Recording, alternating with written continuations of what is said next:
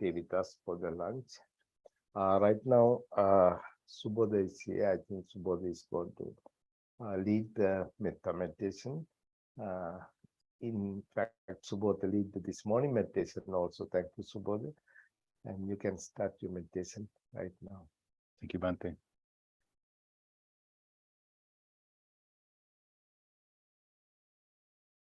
All right, let's get into a comfortable meditative posture.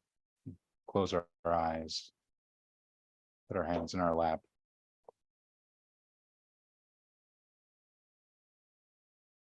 Let's begin with 3 deep breaths.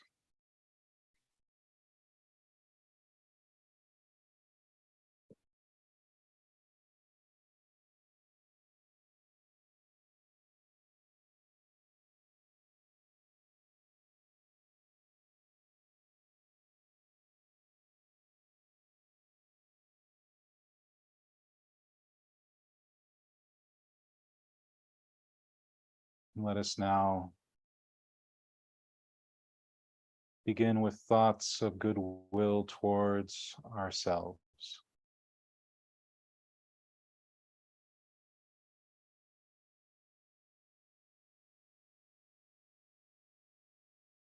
We can think of our goodwill like a candle's flame.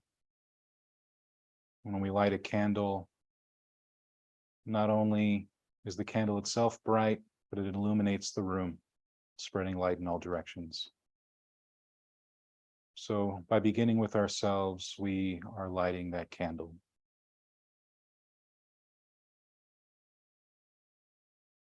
So let's think goodwill, think thoughts of goodwill towards ourselves. That we be happy, that we be peaceful, that we be free from suffering and stress, that we have hearts and minds unburdened by greed, aversion, delusion, that our hearts and minds are free, true peace, true happiness.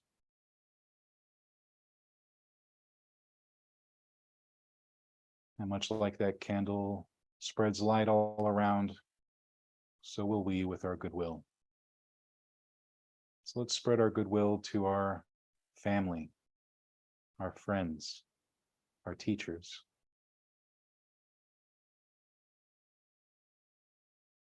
In the same way that we develop wholesome thoughts, intentions towards ourselves, we do the same for them.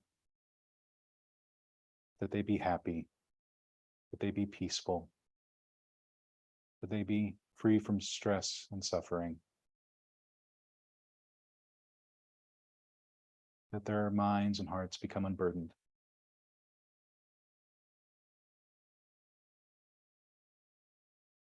And we do the same for our acquaintances, people that we don't know so well, but we still hold in good regard.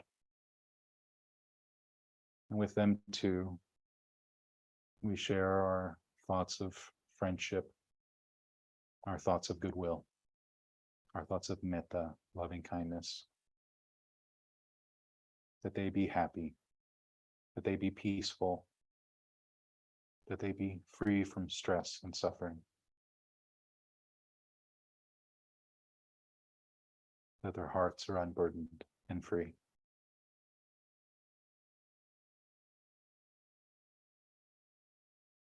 And we also extend our goodwill, our loving kindness, our friendliness towards those that are more difficult or challenging to get along with. Perhaps those that hold thoughts of animosity towards us, even those that might call us enemy. For them, we also extend our goodwill, a sincere intention, sincere desire, a wish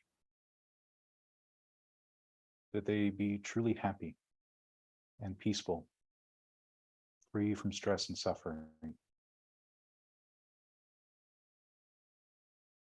that they, through their own actions, liberate their hearts and minds from greed, aversion, and delusion. For if each and every one of us were able to do this, who would rightfully call anyone enemy? So it's with that thought that we extend our goodwill in all directions, to the north, to the south, to the east, to the west, above and below.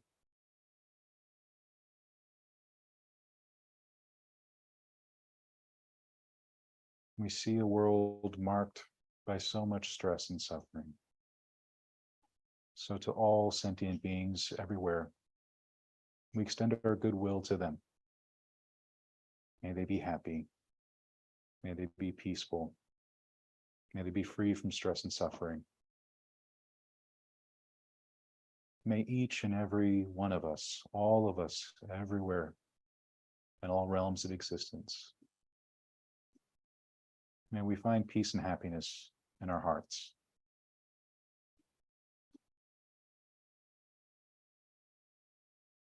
And with that thought, let us turn towards the breath. We will use the breath now to maintain our mindfulness, maintain our concentration, to reside in the breath and the body. We will use the breath as the anchor that keeps us here in the present moment. And we will do so until we hear the bell.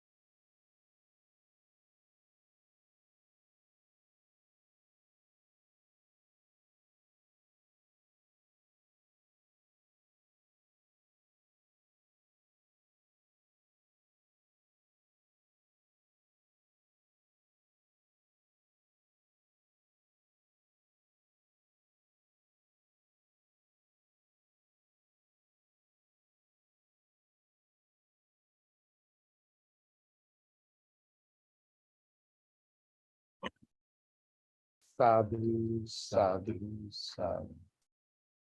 Thank you, Subodha, leading the meditation. Next step is going to your Dhamma talk. Before that, I would like to announce few things. Each month, first Saturday we doing the first Sunday we doing the meditation morning, 9:30 to 10:30. We did today also. Thanks for the people who ever participate. And we going to continue the first Sunday of that meditation also, and we are thinking to do another Sundays like a second or third, maybe third Sunday, first and third Sunday.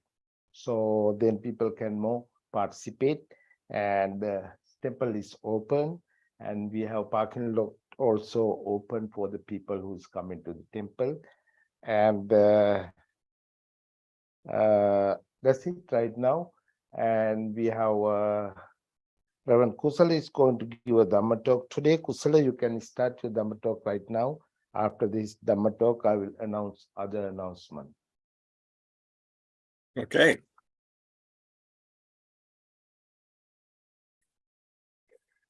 So today I'm going to talk about the essence of Buddhism. What is the essence of Buddhism? You know, when you come to Buddhism, it can be really confusing. There's a lot of stuff to do and read, and people tell you it's this and people tell you it's that, and it can be confusing in the beginning. So but then you get through all of that, and then you come up with, well, but what is it? What is Buddhism all about? What is the essence of Buddhism? What am I trying to achieve?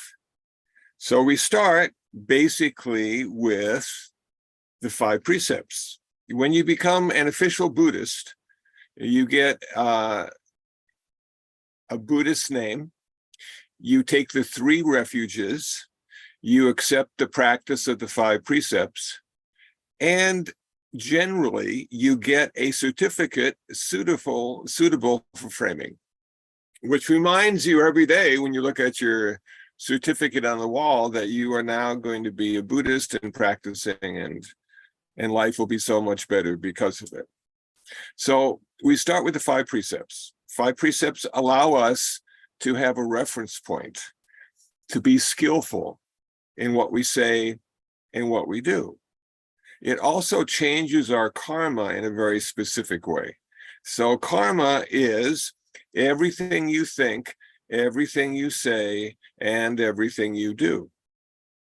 The 5 precepts help you to change what you say and what you do from unskillful to skillful. First precept, not to take life. Second precept, not to take what is not given. Third precept, not to indulge in sexual misconduct. Fourth precept is not to speak unskillfully. Fifth precept is not to consume intoxicants.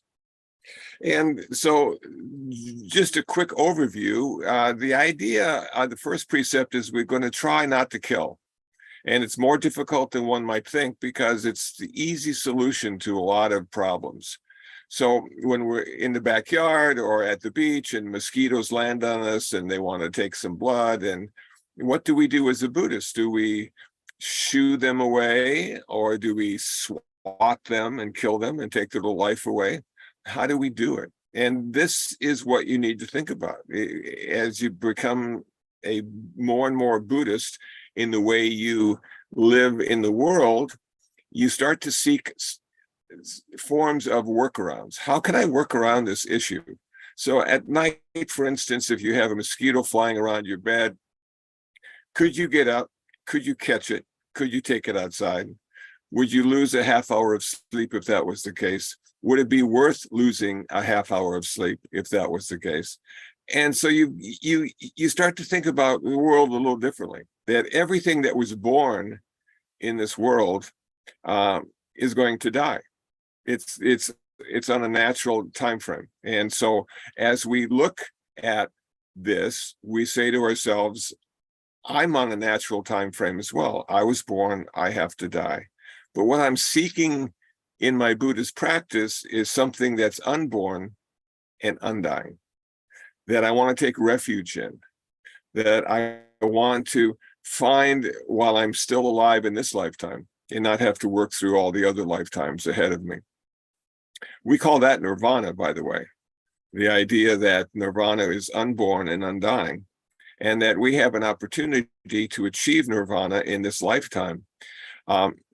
There's also two other characteristics I'll go into later. So now we come to not to take what is not given. We live in a consumer culture. Everybody likes stuff. Every time we get stuff, we get a receipt. So we think that stuff is ours. So if you take stuff from somebody, what you're doing is you're taking something that they think they own, and you're creating a lot of suffering for them. And if you're caught, a lot of suffering for yourself as well. So we want to practice letting people's stuff alone. We want to practice ultimately a level of renunciation where we need and want less and less stuff. And if you're watching any of the TV programs this weekend, you see that everybody is having a 4th of July sale of some sort, and you too can buy more stuff and save a lot of money. The third aspect is no sexual misconduct. Now, what did the Buddha say about that? What did the Buddha say 2,600 years ago about sexual misconduct? Realizing that before he was the Buddha, he was Siddhartha Gautama, and Siddhartha Gautama was married and had a child named Rahula. So what did he have to say? He said a couple things. He said, don't have sex with people that are married, because the marriage is an important unit in our society. It allows us to build community.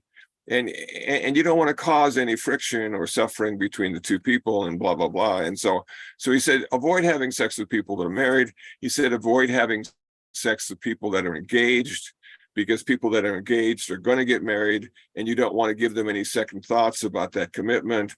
He said, don't have sex with children who are being supported by their parents. So their children, they don't need to have sex. Number 4 is don't have sex with people against their will. And pretty much that's all he said. But those 4 things are so important for reducing our suffering, avoiding those, reducing our suffering, and elevating the family unit to its proper place in community. Number 4, don't speak unskillfully. So you want to avoid false speech, harsh speech, malicious speech, gossip, and idle chatter. Those 4 kinds of speech create more suffering rather than less suffering. And last but not least, don't get drunk. Don't get high. The problem for a Buddhist in getting high is that it steals all your wisdom, and you end up doing really dumb stuff, creating so much more suffering in the world for others and for yourself, that you need to have the clarity of mind that you've been working on. You've been working on this now in your Buddhist practice, 5 precepts, meditation. You want to keep that clarity. It's hard won. It doesn't come easily. So every time a person gets intoxicated, they lose a bit of their wisdom and intelligence, and truly intoxicated, they lose it all. Okay, so that's where we start as a Buddhist. That's still not the essence, but that's where we start. Then we come to meditation. 2 kinds of meditation in Buddhism. We have samatha meditation, we have vipassana meditation, 4 kinds of vipassana meditation, 40 kinds of samatha meditation. And if you're paying attention about karma, what we're now coming to is karma is created by what we say, what we do, 5 precepts, and what we think, meditation. So we want to work on cultivating the mind. We want to be able to make the mind pure and have only skillful thoughts. So the question arises, well, what is a skillful thought and what is an unskillful thought? A skillful thought is one that's rooted in generosity, compassion, and wisdom. And what's an unskillful thought? It's one that's rooted in greed, hatred, and delusion. And what we're doing in our meditation practice is we're slowly getting back our choice. We didn't have a choice before because the mind was our master and we were what we thought. Remember somebody said long, long ago that I am, therefore I think, therefore I am, that kind of thing.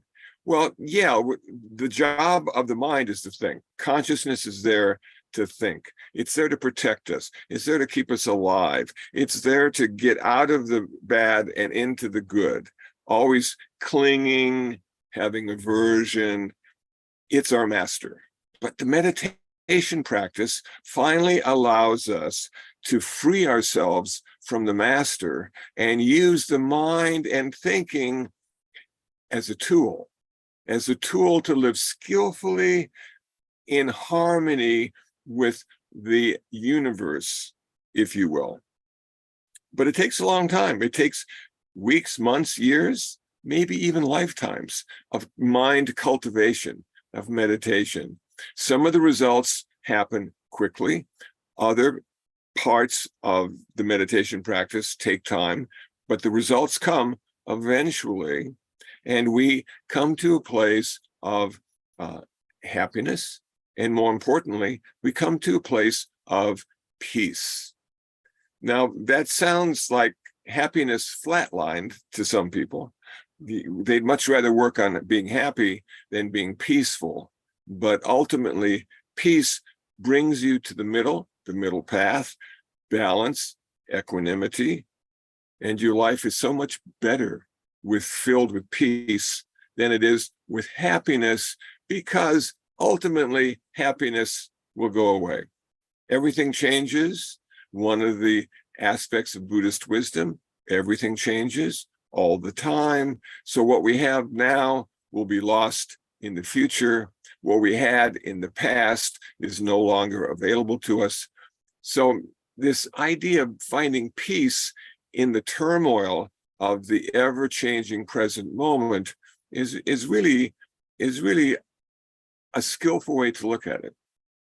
Okay, now coming to the true essence of Buddhism. This is what we've been working on now for a few minutes as I'm talking. And this is what I have come to understand. That the true essence of Buddhism are two parts. First part, compassion. Second part, wisdom. Compassion and wisdom are the two wings of the Buddhist bird. A bird cannot fly with just one wing. So we need both compassion and wisdom. And where does the compassion come from? The compassion comes from the intention of loving kindness. You heard earlier Sabota doing the loving kindness meditation. So we want the intention of loving kindness to manifest in the activity of compassion. So we have the intention and we have the activity, we have kindness, we have compassion. Now we come to the wisdom aspect. Where does the wisdom aspect come from? Is this wisdom intellectual? How many books do I need to read to find the wisdom I'm looking for? Well, the wisdom is not found in the books. Buddhism is empirical. So our wisdom comes from insight. Our wisdom as a Buddhist comes from insight into the true nature of our life. And that can only be experienced through the clarity of meditation. So meditation sort of cleans all the stuff out, polishes it up, makes it look much more distinctive when we look at this or like that. And what we're doing literally is we're simply experiencing the world without any conceptual overlays. We're not judging it as good or bad, tall or small. We're sort of leaving all the words that identify what we're looking at, letting those go for a while, and not having a chair or a door or a car, but simply having a direct experience through our sense doors of what we are now involved in this very present moment of our life. That gives us deep insight into the true nature. So after going through the precepts, after studying and practicing meditation, after being a Buddhist for a while, slowly, ever so slowly, this idea of compassionate activity based on kindness and love, and this idea of wisdom based on personal experience and insights start to take hold. And now there's a radical transformation. And this transformation has nothing to do with the body. If you want to transform the body, I would say weightlifting and yoga. But if you want to transform your consciousness, I can't think of a better way, a more skillful way, a more wholesome way than practicing Buddhism. Okay, now I would like to hear from somebody. I see a few people out there looking at me in the little windows on my computer screen. If anybody has any questions or comments about what I've just said, or if they've had any success in cultivating mind and feeling the idea of kindness and insight making a difference in their world, in their life. Okay. Do we have any hands going up? Anybody want to say anything? Okay, is that Jeannie? Do you want to say something? Hi, Jeannie. Hi. Well, I didn't really want to say anything. I was moving my computer around, but now that I will tell you that it was going fine. And then I got the sciatic pain for 6 months. And this pain, I've gone to every doctor, had everything I could think of, and it still persists. And the last resort is I'm reading Shizhen Young's How to Cure Pain Naturally, but it's a rough one. I mean, to try to do it his way with no drugs or anything. Well, my acupuncturist doesn't want me to do any pain pills, so I just have to try to get rid of the pain by Shinzen's way of experiencing it and grading what kind of pain it is. And it's not fun. It doesn't make me happy or very peaceful. It's kind of like bringing me really down, because every day I just wake up with pain. Wow. And, I've been a dancer my whole life, and just to not be able to walk right, or just to walk without pain. And I quit teaching yoga for a month since May 20, even before that, because then I got COVID in May, and it just hasn't been peaceful. And I meditate every day, but to wake up with pain just throws it all away for me. It's hard. Yeah. Thanks for sharing that, Jeannie. I think what I'm hearing you say is that the first noble truth is real and exists in your life, that life can be sometimes ultimately unsatisfactory, no matter how you've lived your life or what you hope to do or have done, that there is this thing we have called body and mind, and we are not in charge. We don't have total control, which can drive a lot of people nuts. And sometimes what people will do is they'll try to avoid the pain through medication. And there's a lot of really good medication out there, and it sometimes will take away the pain, but it takes away a lot of other stuff too. Like clarity and awareness, and your thought process stumbles a bit if there's too many pain pills in your head, and you just go, wow. Sometimes it seems like the pain might almost be better. And I remember Shinzen talking about the idea of turning pain into a sensation. that the idea is that we have all these sensations and we label them, and those labels give them life. So we have a strong sensation and we can label it pain, and that gives that sensation a certain kind of life, which is negative. And then we can have another sensation, a strong sensation, and we label it and we call that sensation pleasure. And that gives us another kind of life for that sensation. So our mind has something to do with the physical pain and pleasure in labeling it, becoming aware of it. It doesn't have much to do with getting rid of it, though. I have found that there's sort of a natural process that life eventually gets rid of the pain, or it kills us, one of the two, you know. And generally speaking, most of us don't die from pain, but it sure can mess up your day. And I don't know how it changes your awareness. I know when I don't feel good or have a back that's not feels uncomfortable, it really does make me think about every movement in my life.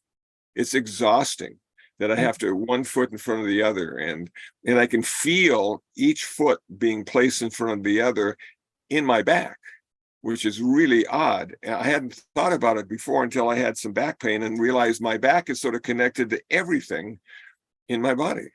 So no matter how I move or don't move, in a sitting position, for instance, or kneeling position, or lying down, if I do it in just a subtle way, this way or that way, the pain comes, and sometimes the pain diminishes, but it never always went away until one day there wasn't any pain.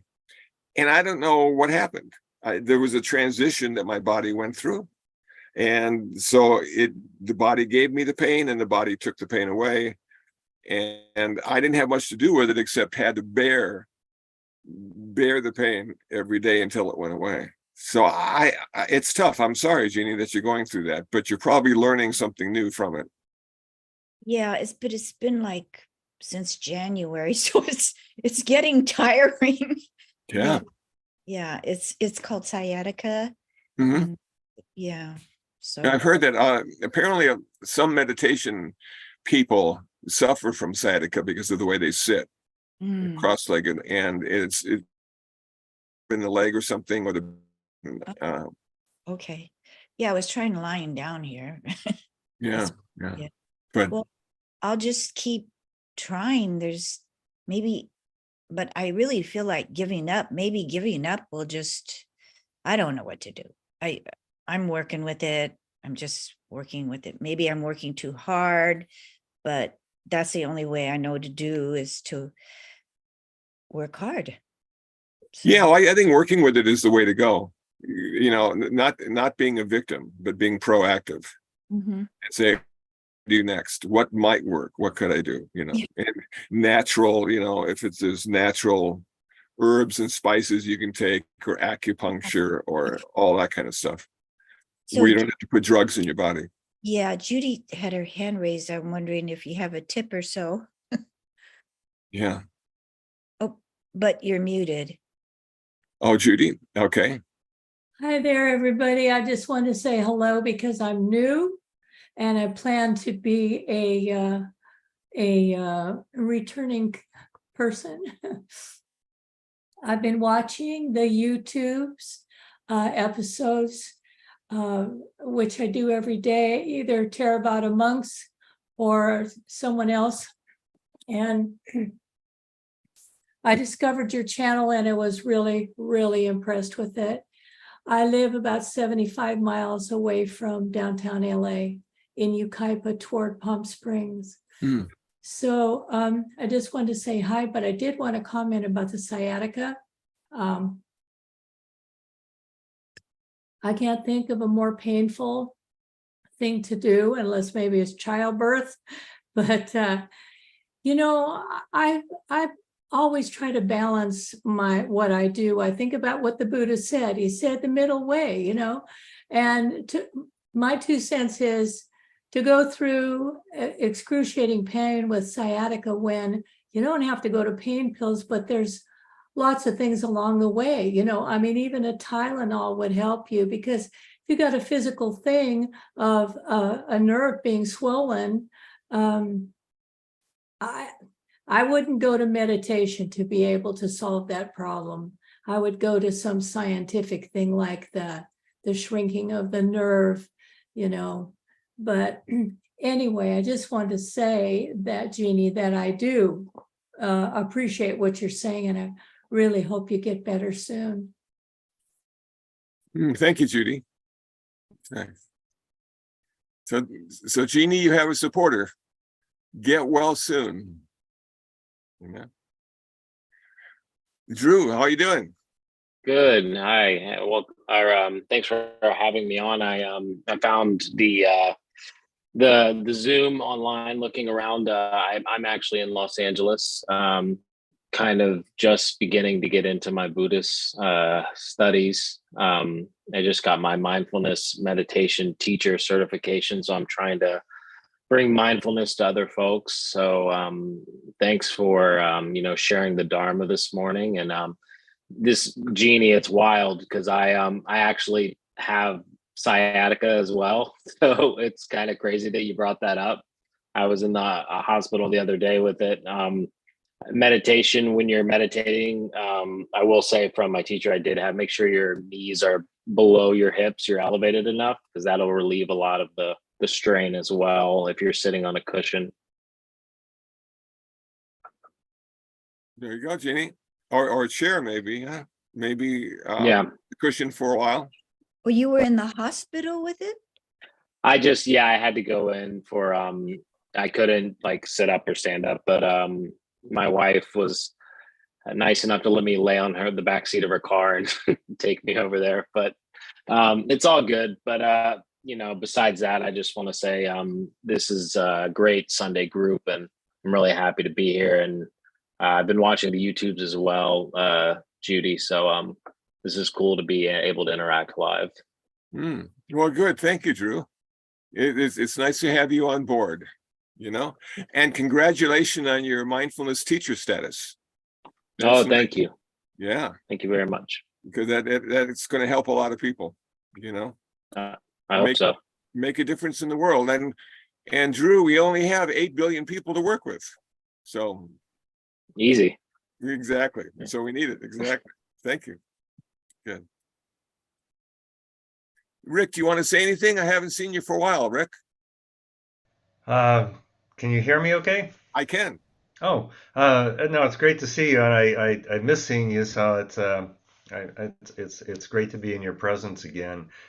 Things have been busy, and I retired a couple months ago, so maybe I sort of have a question around that for you, or comments along with what you were talking about, is being a lay person. I find quite different than having community a lot of the time. And I know you're out in the world, but as I transition, I find, wonder if you have any suggestions, maybe practice more, or to sort of practice compassion since I'm not working, and, more retirement. There tends to be like a million things that I start filling my day with to do. And a lot of them are skillful, but it just becomes a little bit overwhelming to figure out how to, narrow things down and, stay on a Buddhist path and practice. And yet, how do you look at new things in a layperson's world, especially when we're out there and I engage in a lot of people and I just go, oh, yeah, they're not Buddhist-y at all. And, you sort of have to, like when you go to the market, things like that. Do you have any suggestions for things that are sort of helpful in engaging with the rest of the world and the time that help you maybe, stay on your path or practice? Yeah, I just a couple things come to mind. First thing that comes to mind is when you work, you have a routine, generally speaking, and then you lose that routine because you're not working any longer. So you need to create a routine for yourself. Somebody said the other day that if you're in your 50s or 60s, you want to get up at the same time every day and always before 7. So sort of planning on going to bed at the same time, sort of waking up at the same time. I would also recommend you could volunteer. There are a lot of nonprofit organizations out there that need volunteers. And by volunteering, that would sort of make up for not having a job. And you would be able to interact with other volunteers and people of the nonprofit and sort of keep your sanity that way. And I often think that volunteering for a nonprofit is probably a really nice way to keep your mental balance instead of going into work and making money and having bosses and having, agendas and all that kind of stuff. So those would be the two things that I would recommend: having a schedule, getting up at the same time, and volunteering. And then as far as like just regular stuff, going out into the world, I find the older I get and when I go out into the world, I'm less and less accepted because of ageism. Or in my neighborhood, there's like 12 white people. And so I go out and it's a different ballgame. So what we need to do is we need to have confidence in our Buddhist practice. We need to say, this is what I'm practicing. These are the precepts I'm following. This is the mental cultivation that I'm doing. And now I want to see if all this stuff works. So when you go into the supermarket and stand in line, you could reflect, is my practice helping me stand in line better? Do I have more patience? Do I have more acceptance? If there's an older person than I am who's only got 2 items, would I let them in front of me? Or would I just ignore them and do my own stuff? So there's ways of being skillful based on your practice in the general community. And this is ultimately going to self-validate your practice. Because if you're doing it better than you used to, then you know it's working. If you're doing it worse than you used to, then you need to sort of tweak your practice a bit. Maybe a little less meditation and a little more doing and speaking. Or if the doing and speaking is not really working well, a little more meditation to sort of balance and round out the doing and speaking. And those kind of things then actually give us a life. We have something to do every day, and the idea is to do it every day. Saturday and Sunday don't count anymore because you're not working. So we have to do it 7 days a week, and which is fine, So I'm up, Rick. I've changed my wake up schedule. I'm up between 4:30 and 5 every day, which means I have to hit the sack pretty early. And the reason I'm up at 4:30 or 5 every day is because that is the best time to be awake in downtown Los Angeles. There are fewer cars, fewer trucks, fewer leaf blowers, fewer fireworks. We had fireworks going off this morning at 3:30 in the morning. Mhm. I'm thinking, what is wrong with this world? And then I went back to sleep and got up at 4:30. So it's just like, how can we make a life now and not let other people do it for us? Not let our employer make our life, not let our friends make our life, not let our idea of what life should be create that for us. But what we know, the possibilities of our life can be less suffering, more happiness, more peace, and most of all, more clarity about the experience that you're having right now in this present moment. And that's all good stuff. So it's sort of like keeping that in mind as you go through the day. And you can get distracted, you might want to go out and get a cheeseburger or something, and you go,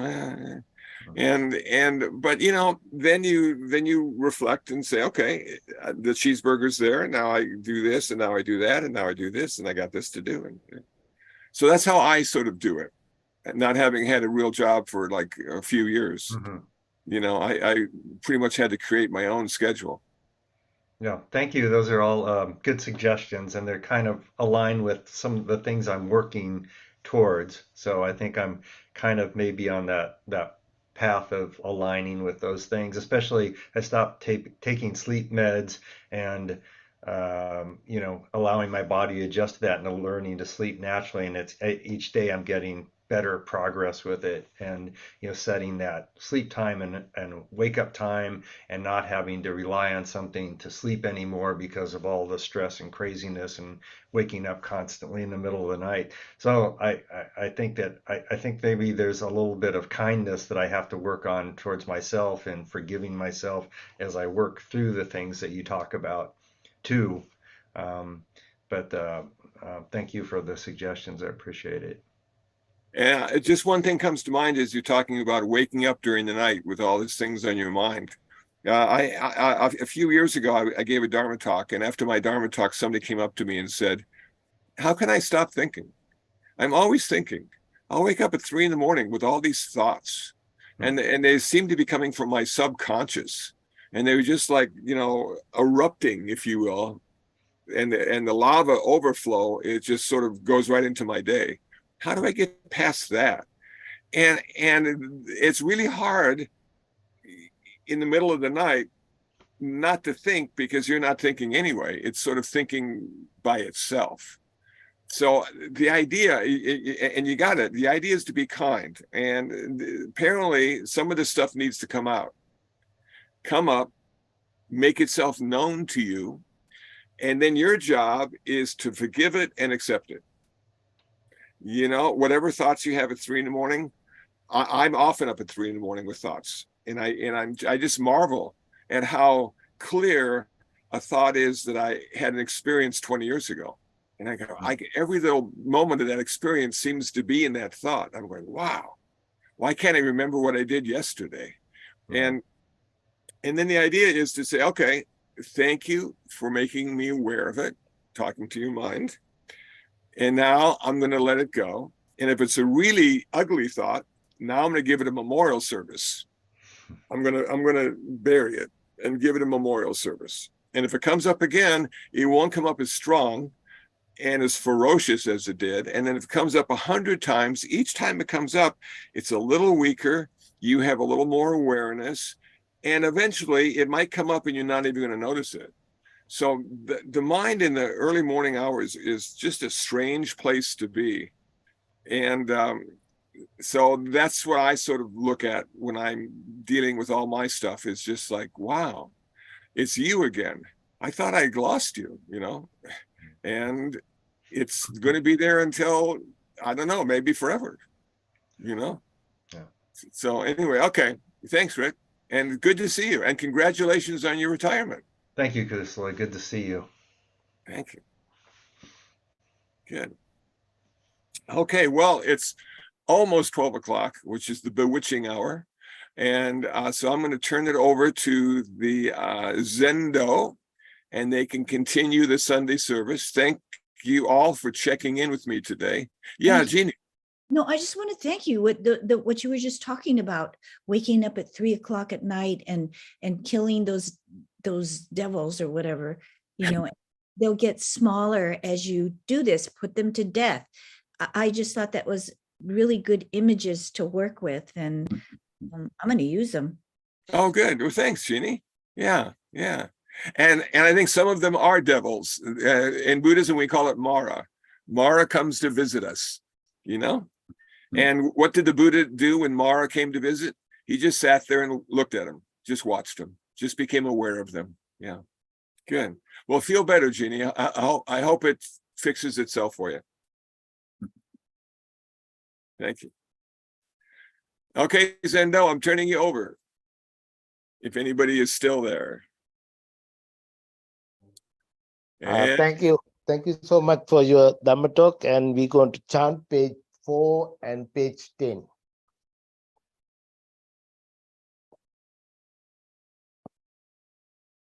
Namo tassa bhagavato arahato samma sambuddhassa. Namo tassa bhagavato arahato samma sambuddhassa. Namo tassa bhagavato arahato samma sambuddhassa. Buddhang saranam gacchami, Dhammam saranam gacchami, Sangham saranam gacchami. Sentient beings are numberless. I vow to study them all. Deluding passions are inexhaustible. I vow to end them all. Dharma gates are limitless. I vow to study them all. Buddha's way is supreme. I vow to attain it. May suffering ones be suffering free, and the fear-struck fearless be. May the grieving shed all grief, and the sick find health relief. When ye do công đức phổ cập nhà thi nhà đằng từ trong sang nghe gai con thái phật đạo. When ye do công đức phổ cập nhà thi nhà rằng được trong sang nghe gai con thái phật đạo. When ye do công đức phổ cập nhà thi nhà rằng được trong sang nghe gai con thái phật đạo. Om Mani Padme.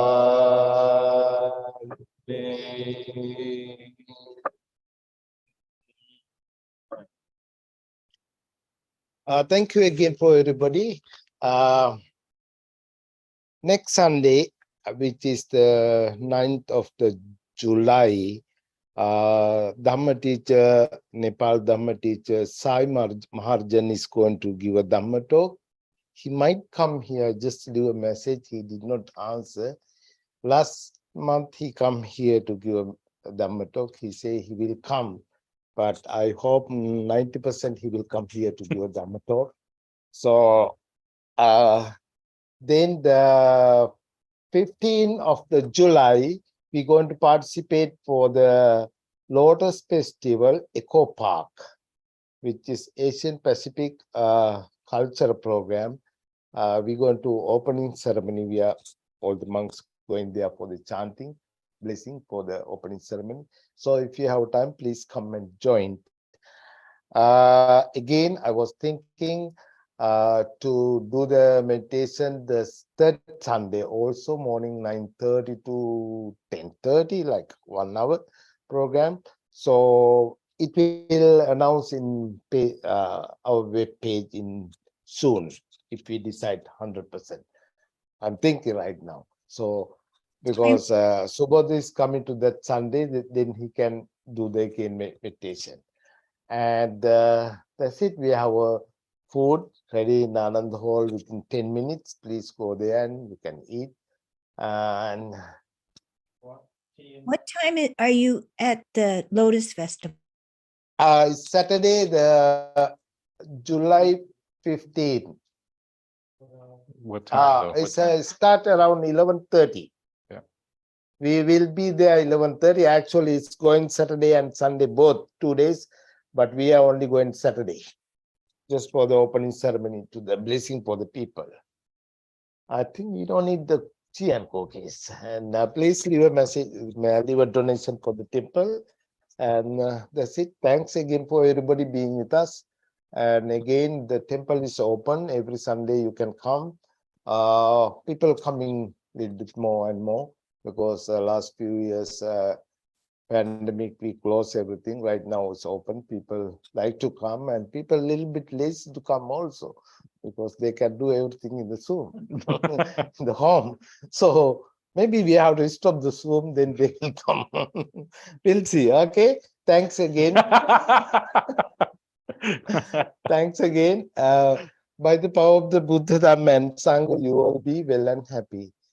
Sadhu, sadhu, sadhu.